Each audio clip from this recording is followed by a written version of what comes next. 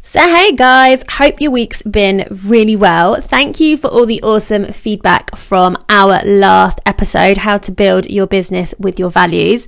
Lots of you were telling me that you sort of hadn't considered it from this perspective and that actually getting your values really clear first before starting to craft some of your offers and thinking about how to build your personal brand had really helped you get clarity around what was important to you and the sorts of clients that you wanted to be attracting. So that was amazing. If you haven't heard that episode yet, go back and listen to that. It's episode 17. So my week's been good. I had some exciting news this week. So I'm going to be speaking at Professional Beauty in Manchester in October. I was invited to do that. For me this year, I really put out there that I wanted to do much more speaking and getting out there. So yeah, I've done a lot this year. So far so good. I'll tell you more about that as we get closer in case any of you want to come along. So yeah, other than that, my week's been kind of full on. We're knee deep into the summer holidays. A big shout out to all of you mamas. And I also have my 2-year-old, one of the twins. She is just the most gorgeous, the cutest little thing ever. She's often featured heavily on my Insta stories. There was a clip of her blowing bubbles one morning the other day that got a lot of interaction.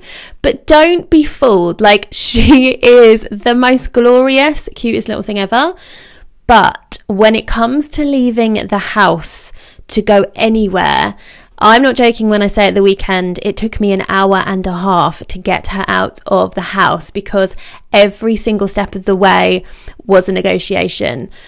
The clothes, the shoes, everything was a struggle. So we're definitely knee deep in those sort of, I hate the terrible twos analogy, but we're there in the sort of, testing boundaries situation. And it's a good training ground for business, right? It's like it builds your resilience, builds your persistence, builds your patience. So I have to say that when Monday came round, work was like a big sort of, right, now I can just focus on one thing. Which leads me perfectly on to today's episode, which is all about defining your niche and ditching burnout. So as I said in the intro, I really had to hear this a lot. I had to rebel against it many times. I had to really challenge the whole concept. But when I got it, really everything in my business has been so much simpler. So I just want to sort of meet you where you're at. If you are well on your way, you've done the work around defining your niche and you're here because you want a refresher or because you're starting a new project and you want to redefine or refine your niche, then you can ignore this next bit. But if you are curious, have heard this before, not sure where to start, dubious about the whole process, I hear you, I feel you, I have been there. But let me tell you that it's a process I think you have to prove to yourself very much, because sometimes some of the principles go against everything that you believe in. Namely, the fact that most people that have a business orientated around wellness and growth and service want to serve the masses, want to be there for everyone, are hopefully so passionate about their thing, their offering, their, the thing they're trained in, their service, that they want everyone to know about it. So it's very natural to feel like you want to push against this concept because it can feel like you're not being of higher service, because I want to serve everyone. And if I define my niche, if I choose the people I want to serve, then surely I'm cutting off a lot of people. Now, I want to just acknowledge the energy of lack that presents itself when we talk about this said topic, because we often go into panic mode that there's not enough to go around, that I must appeal to the masses, because then it's a catch-all situation and it's like, throwing mud against the wall and eventually something sticks. Again, this idea that if I don't serve everyone, do I have the right to serve anyone? If I really am passionate and believe in this stuff, surely everyone can benefit. And am I really being true to myself if I really sort of hone in and target a particular audience? Is there something a little bit grabby about that? So I really want you to acknowledge what's going on in your mind as we talk about defining your niche, because this will give you a massive indication as to what's really going on in your life and in your business, where the limitations are. So as we know, these mindset blocks or these belief systems are never isolated to one simple situation. So if you are feeling lack around even believing in the concept of finding a niche, finding your people, then I would love you to ask yourself, am I experiencing this sense of lack elsewhere? Am I experiencing a sense of lack when a client comes through the door? Do I feel like, where's the next one going to come from? Like, is this going to run out at some point? Are you positioning yourself from a place of lack? So you're compromising on your value because you're scared there's not enough, or you feel you have to compete with others. So if this is a whole new sort of topic for you and something you really haven't explored yet, I would just want to preempt the toing and froing, the questioning, the doubt, because it's a real thing, because this is not just a business strategy. This is a whole new way of viewing your values and viewing your position and purpose within your business. So I just want to sort of direct you to a couple of other episodes that will really help to sort of sandwich this one. So I'd love to send you over to your business superpowers episode. I'll put all of these in the show notes and in the comments, so you can go find them easily, and also how to build a personal brand. So these other two episodes are really going to help sort of pillar and post this one, help to paint the picture. Sometimes we need all the pieces of the puzzle, right, to sort of really get it, really understand. And it's so important, because I would even go as far as to say that until you get this bit, until you really get this bit and you actually get excited about this bit, you will often be working a lot harder than you need to be. There'll be a lot of treading water. There'll be a lot of throwing mud and hoping it sticks. There'll be a lot of random activities. There'll be a lot of just sort of fluking it, hoping for the best. And that's where we really look at this burnout situation. I truly believe that if you get really powerfully clear, this is something you come back to time and time and time again. You refine and refine.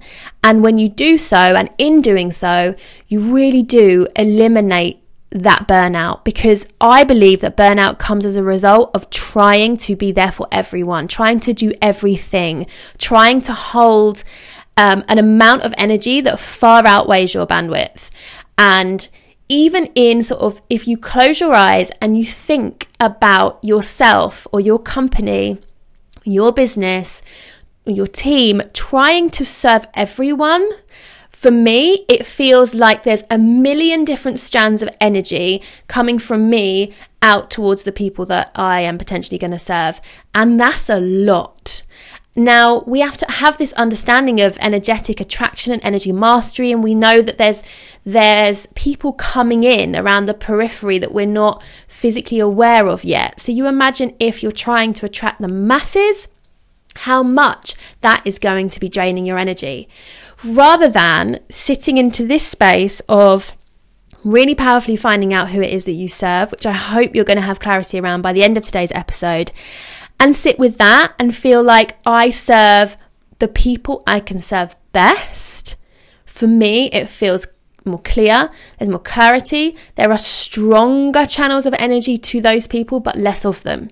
So you're able to hold less people.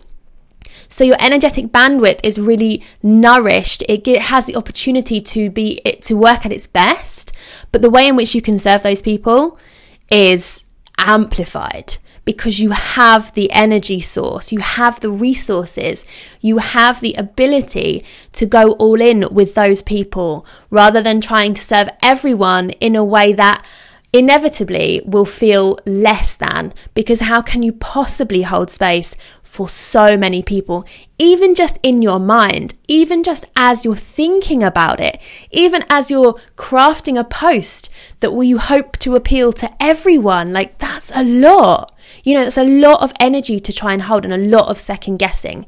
And the key word in that is guessing. You're never going to know your ideal person. You're never going to know your audience if your audience is everyone. Because think of the amount of narratives, think of the amount of limiting beliefs, think of the amount of health issues, think about the amount of different belief systems, different places that people are at in their life. So you're really making it hard for yourself. I think that was what I sort of realised. That came from a place of lack, that I was trying to desperately hold on to it and prove that I was right, that I didn't need to niche.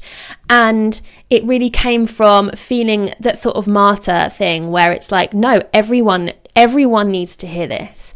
And really it's sort of stepping back and going, you know what, like, you have something to offer. You're going to be the guide, a powerful guide in the story of those that need you. And it is your quest to find those people and to speak to the hearts and the minds of those people, and not to try and speak to the masses. So today I'm going to dive into lots of helpful tips that are going to help you define this and get really clear on it. So we've covered sort of why you would want to do it. You would want to do it so that you know exactly who you're speaking to. This is something that I find to be so helpful. When you've done your work around who it is that you serve, every single time you craft an offer, a post, a podcast episode, Facebook Live, Insta story, you should be speaking to those people, or that person ideally. You should be speaking to the person that post or that video is for. And that message shouldn't change very much. So every time you're crafting a podcast episode, every time you're crafting a Facebook Live, it's for that same person, because where they're at in their journey will inevitably have a mirage of different challenges or different mindsets, different narratives, different belief systems, different manifestations. And the thing I love most about this is, if you look at the people that inspire you, and I'm going to do another episode on this idea of choosing your mentors, because I really believe in choosing a small amount of people who really inspire you, who you feel can guide you for the long haul. And that's where this comes in, because those people will continue to speak to you as you evolve, because they'll be sort of future pacing for you. They'll be getting to know you so well that they know where you're heading. They know those roadblocks that are coming up. Not only do they know where you're at now, but they can see where you are going. And I'll get into how they can do that in a little while as we go through these steps. So really it's about being more purposeful. It's about knowing who you're speaking to so that your message is louder and clearer. And it's about allowing you to focus on one thing, who it is that you serve and how you can serve them best. Overwhelm and burnout are rife when we are trying so hard to really figure out what it is we're trying to say. So many people, when they come to me for help, will say, you know, I've got this far with my business, but if I'm honest, I just don't know which direction I'm going in. Or I just don't know which thing to focus on. This seems to work a bit, this seems to work a bit. And it's sort of that exact idea of just hoping for the best.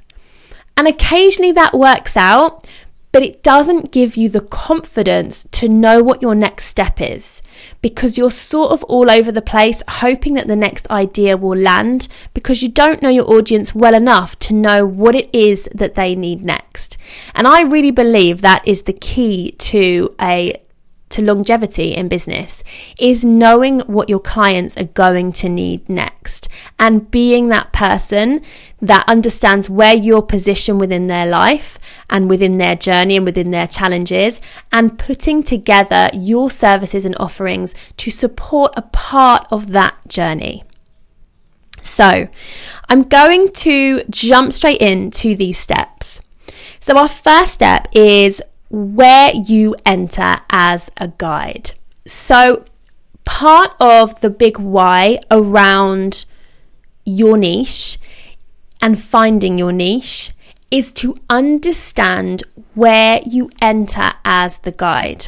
So recently someone came to me and asked me to read some copy of theirs, and she's crafting a sales page for a brand new coaching program, and I could so see where she was going with this. But what I had to bring her back to is asking her, where are you entering as the guide in your client's story? Now, if you are appealing to the masses, like, come on, just think about it. How can you possibly enter as the guide in your client's story if you're trying to appeal to the masses? So why does it matter? Why can your service not be available to anyone at any part of their journey? Because that's a lot of hard work. It's a lot of hard work to try and keep telling people about what you do.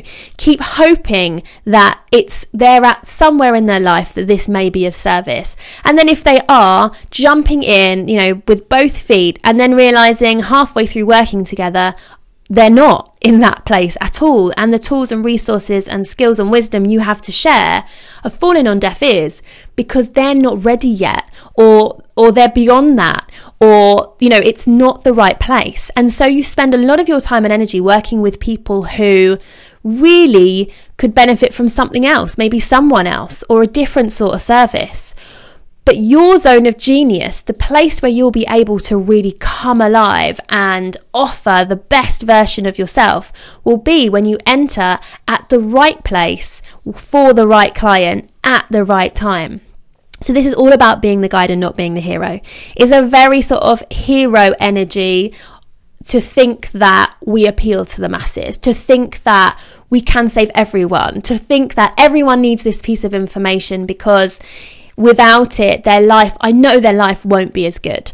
And we just can't take that position because we don't know that. And we're never going to know the narrative, the life story of everyone. So we need to understand where we enter as the guide. So you need to really look at what it is that you do and where in someone's life would that be helpful. At what point in their life? What transition are they going through? What narratives are popping up in their mind? What questions do they have at the moment? Now, there is no better way to find this out, to find out where you stand in terms of where you need to show up as the guide, than to ask your ideal client. So how do you find your ideal client? Well, as we go through today, I'm really going to help you define that. But I want you, as we go through these steps, to keep in mind your position as the guide on the side. I'm a very visual person, and I always imagine myself as this little sort of wizard holding my client's hand. In the movies, you always see that sort of wise wizard or whatever film it is you're watching, or someone that pops up and sort of just almost like is that little whispering in your ear of what you might want to do next, or where someone might be, or that intuitive sort of kick. And really, that's what you're there to do. You're not there to be the hero and for them to say, oh my goodness, wow, Kirsty changed my life. It's all because of her. Because you're taking your clients massively out of their power. And I don't care what it is you do, but our job collectively is to hold our clients within their own power so they don't need us anymore. That's our job. Our job is so that in 5-10 years' time, there's still some of that residual messaging or residual programming as a result of working with us that's still there. So in 5 years' time, they come to a hurdle and they remember a block they explored with you, and they remember a way to overcome it without needing to outsource that anymore. So imagine yourself there. Don't imagine yourself stealing the show. It's not about you. It's about guiding your client. So as we go through these steps, I want you to envisage constantly, Okay, I get that. So where does this person need a guide to enter? And is this the point at which my service, my offering, my skill set, my zone of genius could serve them best? Because these are going to be the narratives, the conversations, the opportunities that you're going to see. I want you to get to a point where if you're at a networking event, or if you're, you've got a day booked of consultations, that just in seeing this person and hearing them speak for the first 5 minutes or less, or even just reading their application form, you know if they're your person or not, because you know where you enter as the guide. So, our next step is to explore your story. Your story is your greatest asset. The learnings you have gone on as a result of your story are the things that will be of higher service for your clients. I don't care what it is you've trained in. I don't care who you've trained with, whether you've trained with the best person in your field. I don't care how long you've been doing this for. All of those things are things that happened as a result of your story. You didn't wake up one day and just fancy training in X, Y, and Z or going into that field. There would have been a story that led up to that point. Now, I'm not saying it has to be a sort of movie-worthy story. It doesn't have to have these like the tragedies and the devastation and the rags to riches sort of story. But it does need to be yours. It does need to be your story. What led you to do what you do? Now, working in the wellness industry, the majority of people that I work with and over time have seen, and even in my own story, have gone on to train in different modalities, different practices as a result of finding some sort of personal transformation, as a result of seeing it for themselves and then having such passion about it because they've experienced it, they have evidence to show that it worked or that it made them feel better, and it was some catalyst for a transformation in their life, that they've gone on to want to share that. So you need to slow things down a little and get really clear on your story. So where did this transformational offer, where did this service, where did the thought enter your mind that you may like to explore coaching or explore counseling or explore yoga or explore consulting or explore meditation or mindfulness or seek a nutritional therapist? Where were you at in your story when that person, because very often there would have been a guide in your story, entered? What were the narratives going on in your mind? What were the questions going on in your mind? What was the physical representation of that? So, what was going on in your life? How were things? What things were being affected? Your personal life, your working life, your physical health, your emotional health, your mental health, your spiritual growth? What was going on at that time when that guide entered into your story? Now, you're going to need to do some work on this. This is like peeling back the layers situation.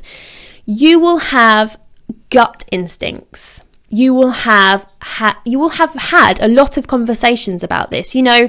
When we start out in our work, very often the question will be, how did you get into this? How long have you been doing this? So you'll often have sort of rehearsed that story in your head or even out loud. What is it? What is it that led you to that place? Now, this story is your greatest asset because this story will be unlike anyone else's. This is part of your business superpower. So go over to that episode if you haven't listened to it, because we have lots and lots of yoga teachers. We have lots and lots of consultants. We have lots of coaches. We have lots of holistic therapists. We have lots of all of it, right? And so we should. Good, because we're helping raise the conversation. But what is it then that makes someone choose you over someone else? If you have no idea of the person you're serving, no idea of your ideal client, no idea of your niche, you're all going for the same pool of people, and you're all going to it for the sake of which one can I get rather than which one can I serve best. And this will come out of your story. So what is it that you have been through, experienced? What's the transformation? Get so clear on that. And you know what? Write it out, because it is your biggest asset. It will be the thing you'll ask most. And people love stories. You need to put your transformation into context so people can understand where it is that you can be of service for them. So this moves us really nicely onto our next step, which is, where can I be of highest service? Once having looked at your story, what were the particulars? What were the things that were really significant for you? Now, this needs to be looking at the belief systems, the mindsets, the limiting beliefs. So I'm going to share here what mine is, because I'm so powerfully hooked into this now, but I wasn't always. And I'm going to give you this as an example so you can see the power behind it. So I was practicing therapist in my spa that I created. I always wanted it.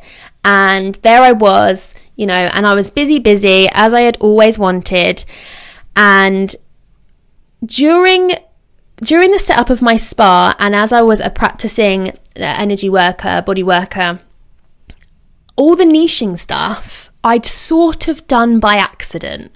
So as many of you know, my spa is called Uniquely Organic Eco Spa, and in its wording, in its branding, it's very niche orientated. So it's like, if you're into like organic products, if you're into the environment, if you're really into looking after yourself, this is who we're for, right? And we are very different. So if you've ever been there, you'll know that we have a very different energy. We're very particular. We do a lot of spiritual body work. All of our treatments are energy based, like very different. Now, that was following my own passion. It was what I was really enthusiastic about when I was younger, and so I just sort of went into it. Now, that really had served me, but I totally did that by mistake. I then was sort of the extension of that. So I was the therapist that, I created the treatment systems, I created the products, I was that person. So then, the clients came to me as a result of that. So that was all sort of by accident. But now looking back, I can see how valuable that was and why it worked so well and works so well. But then I was at a big transition in my life where I'd got what I wanted. I was, booked up months in advance. I was having incredible breakthroughs with clients, massive transformations, but I was finding myself serving people in a very different way than what I had anticipated. And I had just been organically led down a route to be of highest service. So my service was bigger now. I was having people coming to me with huge transitions in their lives, way bigger than you would ever expect someone to come for energy work or body work. And people were coming to me as a slight crutch. And I really witnessed that. They were coming to me for years and years, and every month, and amazing. I so believe in self-care and all of that. But I was feeling like I can be of higher service here. I'm only able to share such a small amount of what I think could really be beneficial for these clients in the framework, in the container that I had created and I was operating in. There were restrictions to that, and I was starting to feel really trapped because all the abundance of studies I had done, the incredible people I had worked with, the training I had done, the solid 16 years of experience, hours and hours, thousands and thousands of hours alone with energies, with bodies, with people, had given me this incredible insight that I will always be grateful for. Like, that was my training ground. Without that, I wouldn't have this now at all. I believe that so truly. But I found myself in a position where I wanted to do something different. I wanted to be able to bring all those skills and not be restricted by the vehicle I created. I had to perform X treatment when sometimes that wasn't what was of highest service for my client. So very often by the end, people would just book time with me, and then we would sort of do whatever was necessary within that time. But it still felt restricted because it was like once a month they were coming for an hour or so, and that was sort of it. And it just wasn't enough to create the sort of transformations that I knew were possible. Now, then I made a big jump. I made a big jump to totally change the way that I worked with clients. Now that I moved into the sort of coaching world, being a mentor for lots of people, bringing all those skill sets in. Now, still, I was serving the same types of people, and slowly things carried on to organically evolve. And I found myself people were coming to me who ran wellness businesses or spiritual based businesses, or who had conscious businesses, so businesses where wellness played a massive part, or sort of service did, or being of higher service or contribution was a big one. So I started to find myself being the guide I needed back then. So I started to step back and realize the people I could serve best were the people who were at that same point I was. But I was in that for a lot longer than I ever should have been, and a lot longer than my clients need to be. But I had to have that because that is my greatest asset. I have been the quote unquote struggling therapist. And I don't necessarily mean struggling as in not having the clients, although that's always, that was part of my story at one point, and all of that stuff, not, building up the practice. I've got all that experience, but I was also the person who was so passionate about their art, was so passionate about their training, but felt restricted by the container from which the industry or that particular modality practiced within. And I could not figure a way to get out. I couldn't figure a way to continue to do what I did because I believed in it so avidly, and at the same time be able to serve my clients in the way that they needed, in a way that was of higher service, that wasn't restricted by, well, this is what you've booked for, so this is what you have to have. I wanted to be able to work with people on a longer term basis, see them really regularly, so I could really fully be in their corner and be there when those mindset blocks came up, so that we could pick them to pieces over a longer period of time, but that by the end they would be able to leverage themselves, their biggest assets, their skill set, their businesses, and create their own businesses that gave them that same freedom. So that's where it came full circle, and that's where I'm at now. So right now, I help people that have those same narratives. I only work with people who are beyond passionate about their mission, what their mission is, but they can't figure a way. They don't want to be stuck in the exchanging time for money situation. They want to amplify. They want to increase their impact in the world. Because we know that when we're exchanging time for money, we can only serve a small amount of people. And as energy workers, as light workers, as people that are acutely aware of their own energetic bandwidth, we have to think of new ways to leverage our skills in order to serve more people. Because I genuinely believe that this work, whatever it is you do, has the ability to change lives. That's my big mission. So I'm there as the guide for those people that have that same belief system around what they do. And then I help them take that and build something big, powerful, massive, influential, impactful, that will not only help them serve more people, help them operate just within their zone of genius, but also give them more freedom, financial freedom, time freedom, freedom from the limitations of I've built this container and this is the only way in which I can operate, and ultimately allow them to have that big vision of where is this going, because the freedom gives you the freedom to choose, the freedom to the time that you might want to invest in your own personal growth or your business development, the freedom to explore how you can be of higher service, the freedom to know that you can do this work, choose your people, and go out and serve them so powerfully.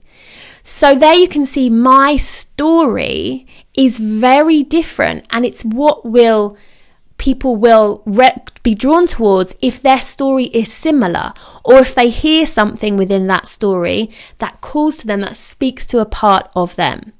And then it's operating from that, where can I be of higher service? No longer feeling bound by what your industry does or what your modality does, but instead looking at where you can position yourself as the guide within the story of the people that need to hear what you have to say or need to experience that offering.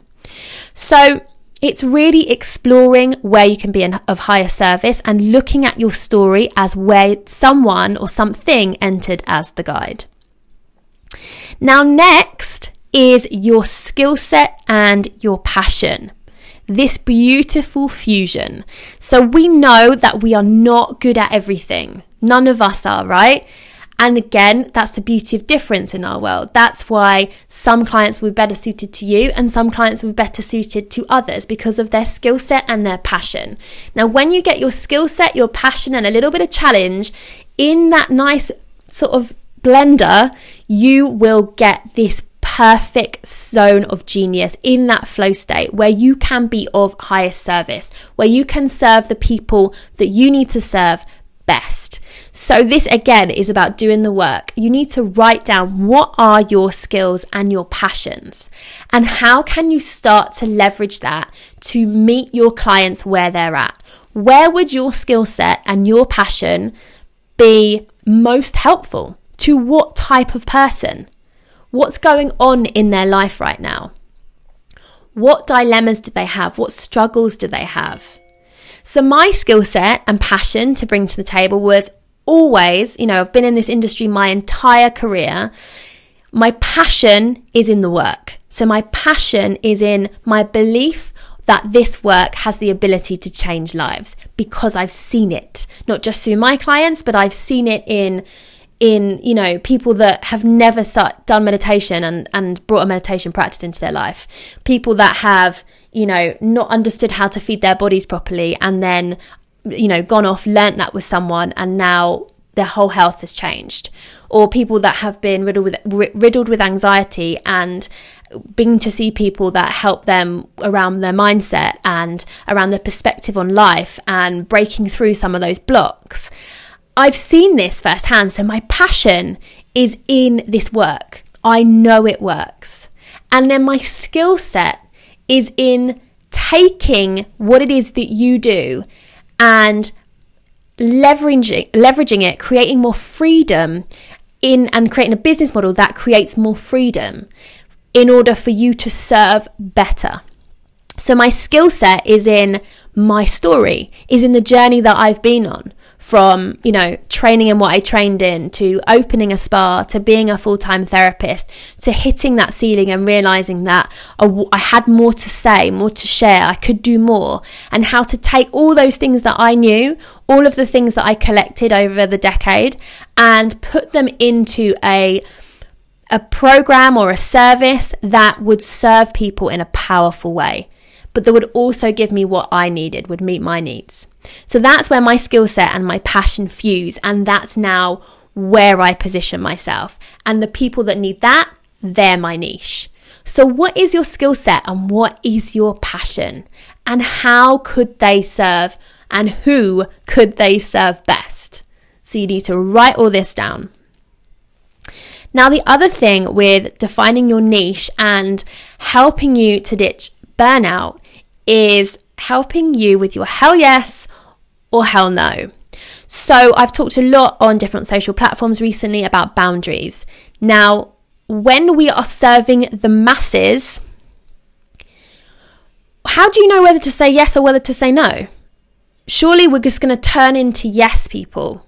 We're going to be saying yes to everyone because that's our intention. Our intention is to serve everyone. So whoever inquires, whoever has seen your content and thinks, oh, she looks cool, I'm going to follow up with her. well, then obviously it's just a yes. And you're always in that needy energy of like, well, when I speak to you or when we email, I'm really praying that you tell me you want to work with me, because it's this lack mentality.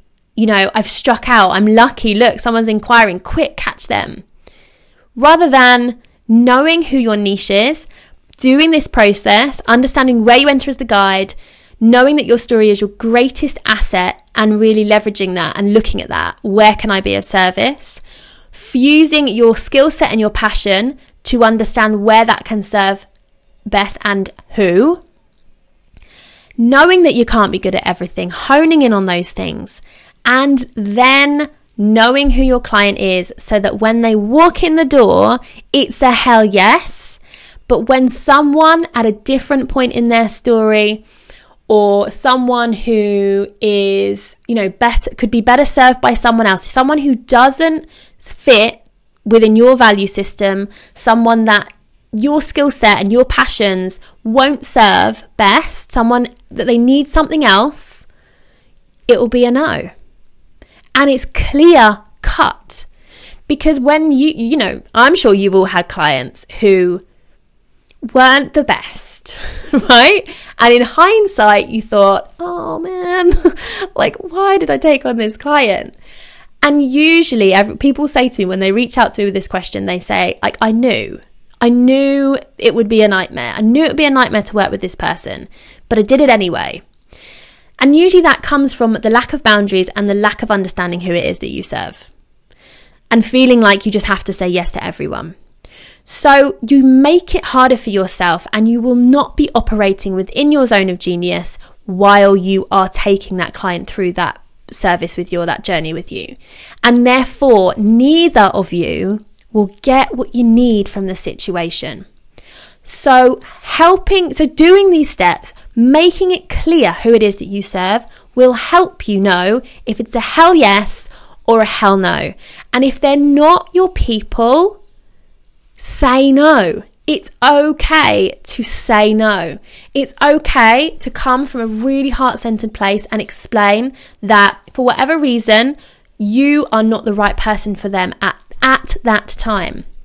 When we're looking at where we position ourselves as the guide in someone's story, just because you're not that person now, it does not mean you won't be that person at some point. So that's really important to think about.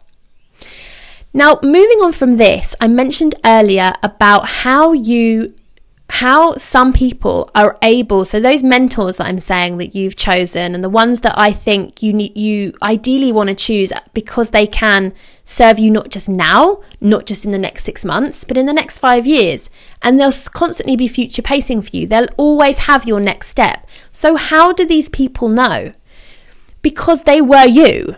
Because their story is their greatest asset, and as they take steps forward, so shall you. And so things that they found difficult, the hurdles, the blocks, as they progressed on that journey, they will be able to future pace for you. So flip this round and you will be able to future pace for your client. If you've done the work on defining your niche, if you've figured out how you can best serve, where your skill set and passion fuses, you will be experiencing things in your life or business now, depending on what it is that you offer, that you will be overcoming, and that at some point will be of value to your client. Which means that it's this really beautiful natural evolution for the two of you. So as your business evolves, the next offering will land as a result of your story and your journey and where you now need to be for your client. So you may have points in your offering where you enter as the guide at, say, 3 different points within one client's story. So, from a business perspective, that could be entering at the foundational piece. Now, a year, 2 years later, that client's going to have moved on, but you've done that already. So what are their current struggles? And then there's an offering that helps them there, and then so on. So as your business evolves, as you evolve, you start to be able to create services that act as the guide throughout the story. And you need to be looking for what questions you're being asked as you evolve in your business or in your practice. things will change. And what is it you're being asked to create? What are the most common questions people are asking you? What are the hurdles? What are the struggles that you think, oh yeah, I've been there?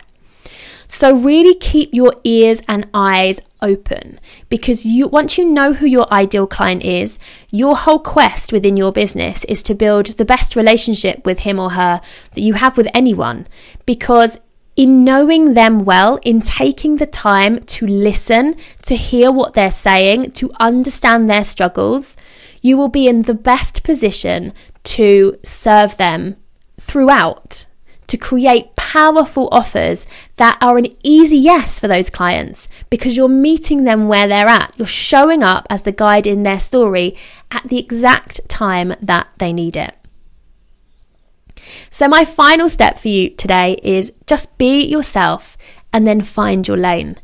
So this may have sent you into, if this is the first few times you've heard it, if you're anything like me, I was just like, oh, okay, it's going to be this.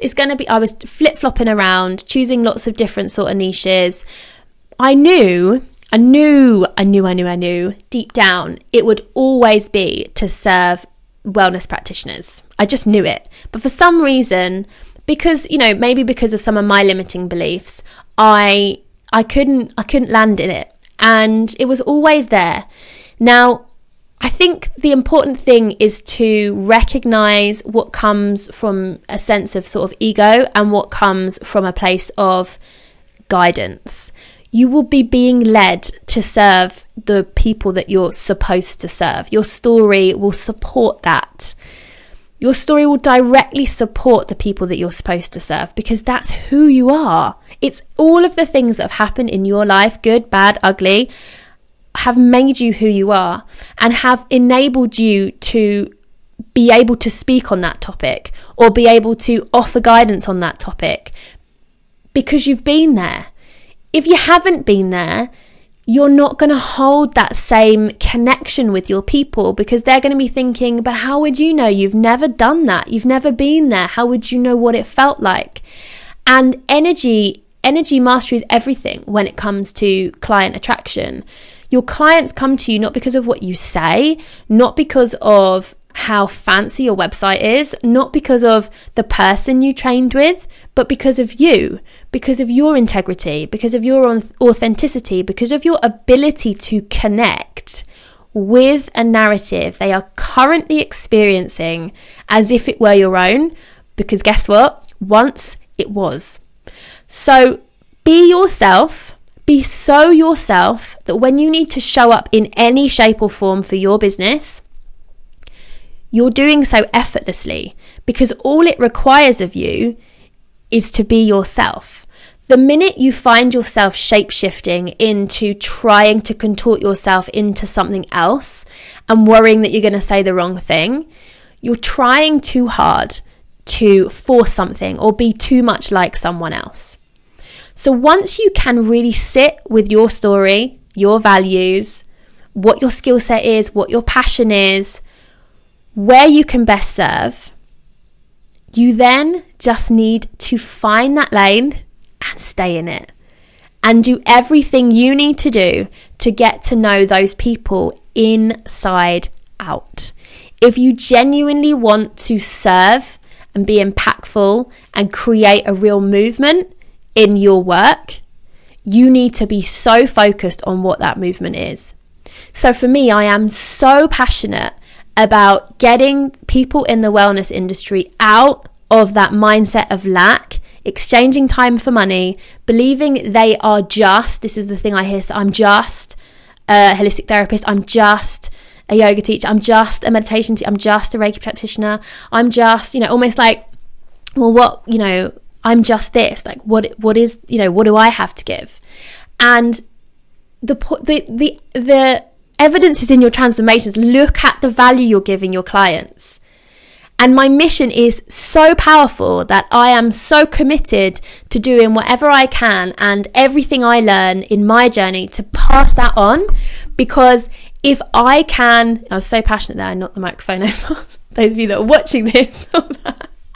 Because if I can help just 1, 2, 3 people understand that concept, It's not about me. It's not even about them. It's about the collective. It's about, because if this work is seen by the masses, because everyone has chosen their lane and is helping the people they can serve best, then the collective will inevitably be empowered and informed and have all of these magical tools at their fingertips, because all of you guys, all of us lot, showed up at the right time, in the right place, for the right people.